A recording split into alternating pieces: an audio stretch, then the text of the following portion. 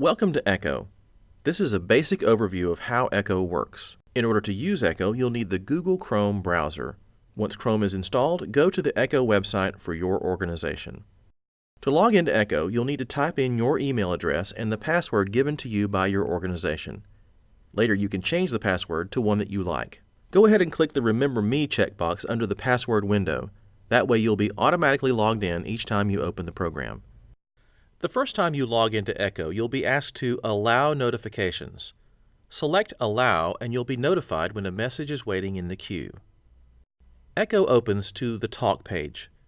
Click the Main Menu button, the three gray bars in the upper left corner, to go to the Main Menu page. This is the main menu for Echo. Across the top of the screen is a blue and white box that shows announcements from your organization. Below that are the main menu buttons. Underneath these buttons, you'll see some info on how you've used Echo during this month. Throughout this tutorial, we're going to use the term volunteer to refer to you, and seeker to refer to the people that you'll be talking to. The buttons across the middle of the screen give you access to the different areas of Echo. The Talk button takes you to the Conversations area. This is where you'll spend most of your time talking with the seekers. The Train button takes you to a series of training videos about Echo. The Account icon takes you to the area where you can change your password and other settings. If you look at the bottom of the screen, you'll see the Sign Out icon. Click this button whenever you're ready to leave Echo. If you want to sign out, click Yes. If you want to stay in the system, click No. Click the Talk button to go to the page where all the conversations happen in Echo. This screen is divided into three main areas. On the left side is the dark gray area with several menu items.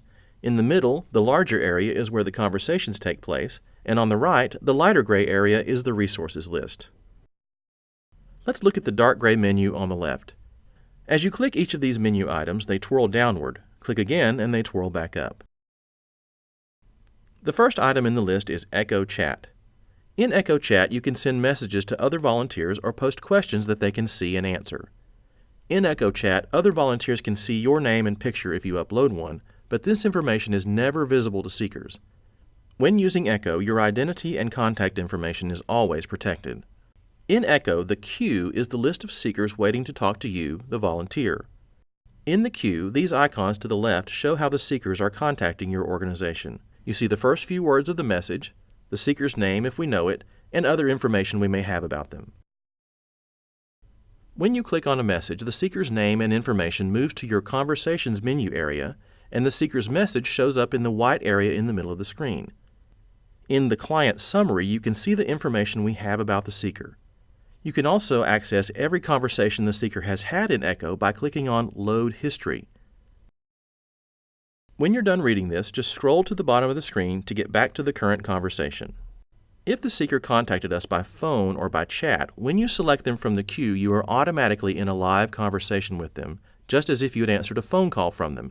However, if they contacted us through text or email, to talk with them, you'll need to claim the conversation as your own by clicking Click here to claim this conversation at the bottom of the page. You are now ready to talk with the seeker. Click in the text box at the bottom of the screen and start typing. Hit Enter and your message shows up in the conversation area and is sent to the seeker. When they answer back, a chime sounds, letting you know that they have replied. While you're waiting for a reply, you can choose another seeker from the queue and begin a conversation with them. You can be involved in as many conversations as you want, and you'll get a feel for how many you can manage effectively at the same time. Unlike a phone call or chat, if you send a text or email to a seeker, they may respond quickly, or it may be hours or even days before they respond back. And you may have several of these conversations going on at the same time. In the Conversations menu, you'll notice the words Active and Hidden with numbers beside them. The numbers show the number of conversations you're involved in at the moment. These conversations stay in your active list until you close them, but if the conversations are taking a long time and you don't want them to show in your active list all the time, you can move them to the hidden list. These conversations are not closed, just hidden. When the seeker responds, you're notified and the conversation is moved back to the active list so you can answer them. You can move conversations between the active and hidden list whenever you need to. There are some special situations that can come up in a conversation, and you may need to take action as a result of what you learn. If you click on the blue arrow at the top of the client summary, you'll see some options available to you. If for some reason during a conversation you think you need to contact your leadership immediately about the situation, you can click Emergency Alert Admins Now, and your admins will be instantly notified. An administrator will be able to look at the conversation along with you in real time and can decide what to do.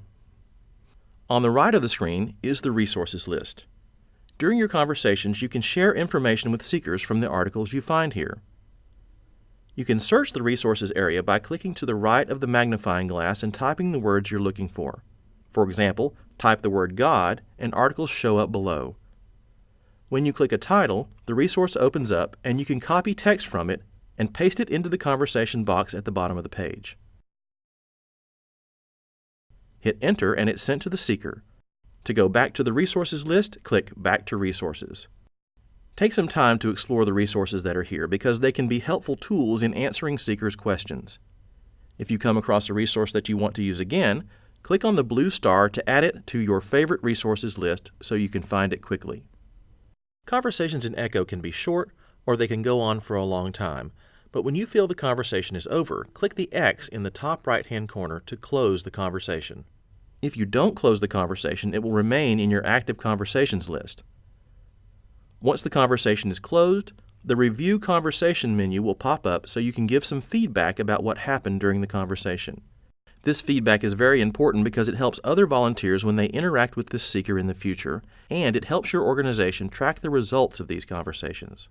In the blue box under the word Tags, type in a topic that was talked about during the conversation and hit Enter. The topic appears below in a blue bubble. Your organization will want to track some specific outcomes. Some examples here are profession of faith or spiritual conversation. Select the one that most applies to the conversation you just had by clicking in the blue circle next to it. Lastly, leave some notes about the conversation. Any thoughts you share here will help other volunteers understand the seeker's situation when they talk with them in the future. To the right of the words Review Conversation is the Flag Conversation button. This is a way to alert your leadership that you want them to pay special attention to this specific conversation. You may need some feedback on what went on, or the seeker was threatening to harm themselves or others, or maybe you learned that they're doing something illegal. Or maybe their story was especially inspiring and you think your leadership should know about it. You don't have to flag every conversation, but if you do flag one, be sure to include information in the notes about why you flagged the conversation. When you've finished reviewing the conversation, click the blue Save button in the lower right-hand corner, and you're done. Now you're ready to talk with someone else in your conversations list or claim more conversations from the queue.